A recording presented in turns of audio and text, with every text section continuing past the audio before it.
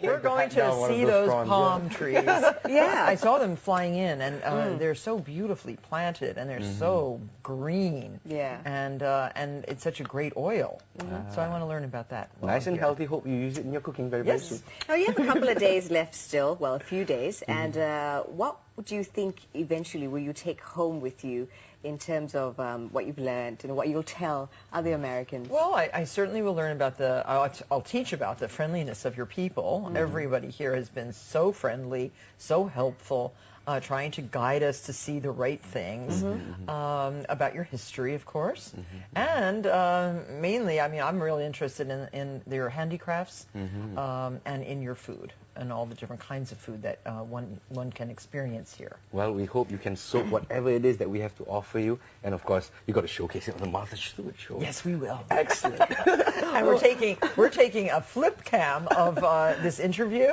All right. And we're taking a flip cam of all of what we see in lots of photos. So we'll be blogging and tweeting, and I hope you follow us. Very good, very good. Okay. Now, I'm not talking about blogging and tweeting and all this latest technology. Of course, you started all of it in the 1980s, yeah? Oh, yes. You've seen the change of time. So how do you cope and how do you keep up with these changing How times? do you keep yourself relevant? Is the question. Well, I have about 2 million followers on Twitter, which is a vast audience. Two.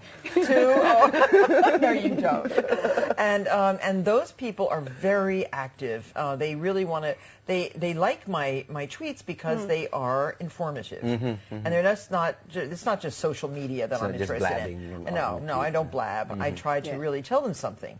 And my blog, and I was just named Tweeter of the Year in America. Nicely done. Congratulations. Yes. Nicely done. And then I also blog every single day, an informative teaching blog at marthastewart.com. And we have an active website. My blog gets hundreds of thousands of page views every day. Because, again, people learn from it. And our whole company, everybody's blogging. All our editors are blogging now. Again, but informative, useful, practical information. So that particular mindset has not changed. I mean, the technology may change. You may be tweeting now and blogging now, but still information has always been the core. Information is the core. Content is king. And if you keep that in mind, I think that a business like mine, a media, merchandising business, if you have good content and are relevant and give your customers the information where they need it. Am I pointing? I'm supposed to do this, right? Oh, no, that's fine. Well, that no is worries. one thing, though. We're quite cosmopolitan. I got very nervous about pointing. I love to point at things. Very nice of you to be sensitive. Thank you so much. But I hate to break this up, but we do need to take a very quick break. But we'll be back to talk about everything from baked goods to blogging in just a couple of minutes, so stay with us. Some questions from you guys as well, so stay tuned. Sorry. Stay tuned.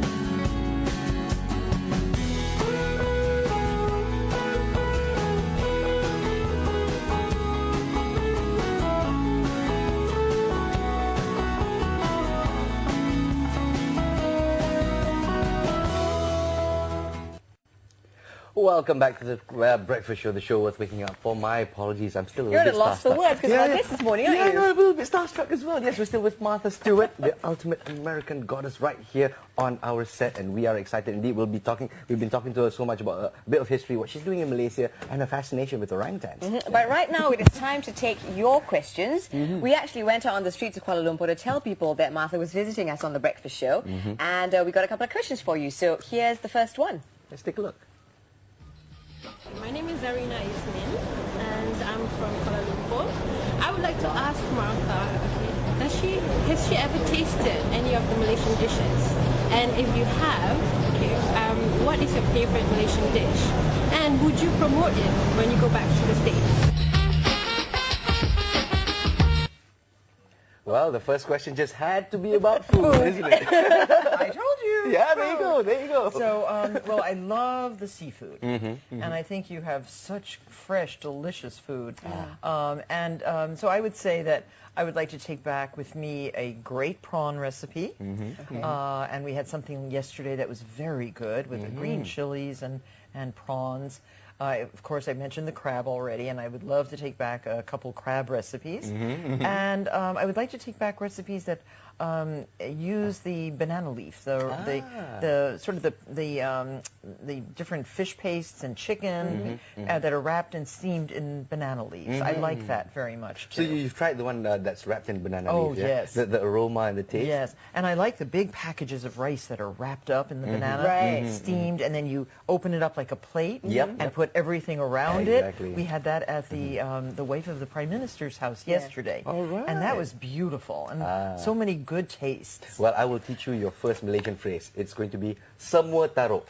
Somewhat taro. Semua taruh. Lay it all on. Lay it on. Lay it all on. It's a free buffet, and you pay a certain amount and Okay, I'll pile it remember on. that. Semua taruh from Martha Stewart. I'm willing. I can just imagine what you're going to do with our banana leaves. I'm just imagining the show right now. I can cut banana leaves. In Thailand, I learned how to cut them into placemats. Oh, And right. with beautiful designs, and you decorate your tables with the banana leaves. Wow. And then I will put the wrapped rice, the Malaysian rice, on top of that. Wow. And then I will open it. Oh, I have it all figured out. Wow, it's a Brilliant. whole banana leaf theme. That's Yes. really A interesting. banana leaf special on the Martha Stewart show. But moving on to our next question, it involves leaves, but not the type that you can eat or wrap your food in. So let's hear what this person has to say.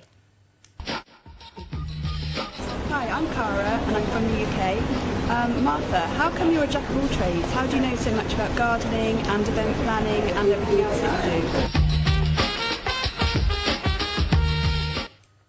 See, it would be an English person asking about gardening. Yeah, because they it are would be. the There you go. ultimate gardeners. Yes, they love their gardening. Oh, they Absolutely do. right. Absolutely Well, right. I have gardened my whole life. So I think since I was 3.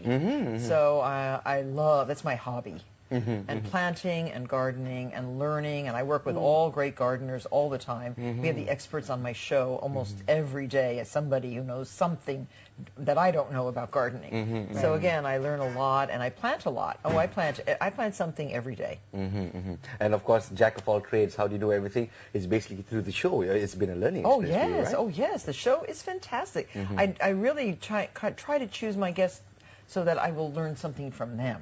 Right. Yeah. Do you still garden at home? Oh yes. Oh yes, I live on a farm Yeah. outside of New York City, 150 acres. Wow. And we are gardening a lot. That is a big garden, It is, Martha. it is, and it's a practical garden. We have a cutting flower garden. We have a very prolific vegetable garden. I grow all my own vegetables. Wow. I have chickens where I get all my eggs. Free-range And chickens. Yes, beautiful eggs. We get about 100, 120 eggs a day.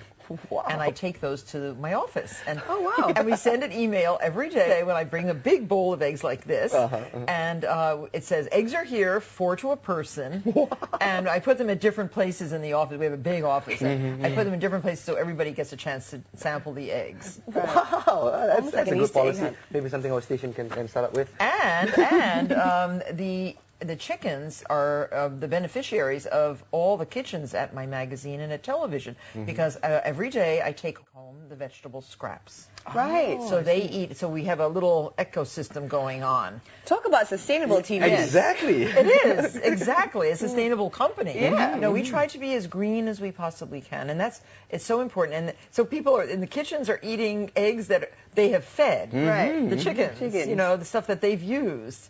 And the chickens are very grateful. Wow, I mean, you're right. It's a complete It's sustainable ecosystem. TV. It's sustainable income. You've thought of everything, Martha. No, not everything. I'm still thinking. All right. Which is exactly what our viewers' next question is, actually. Let's take a look at question number 3. Hi, I'm Kung Swanai, and I have a question. You know, Martha, you're really, really great at what you do. So what next from here? took it out from my head. There you go. What's next? Well, we just made a new partnership in America with the Home Depot. That's one of the largest home improvement stores. Do you know the Home Depot? You get the glitter in the eyes when you say Home Depot. You run around these aisles of everything DIY.